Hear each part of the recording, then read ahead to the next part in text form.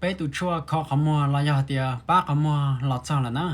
giờ thì cái giờ tụ tin năng mua tăng mạnh nhớ tụ có khó mua có nó to thì khó sẽ ý yên chuyện gì rong gầu tí giả li ba tờ po lúc xưa tụ có một bữa có yên nó to thì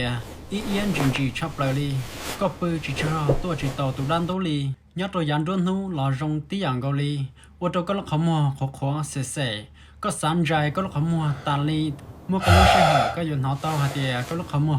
khó sẽ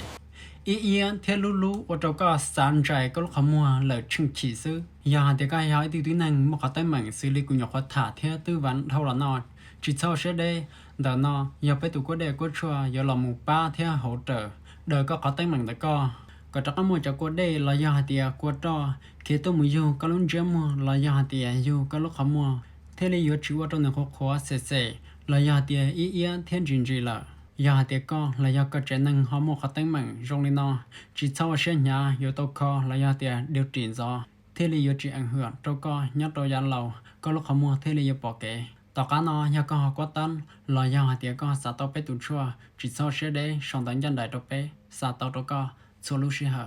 ô chào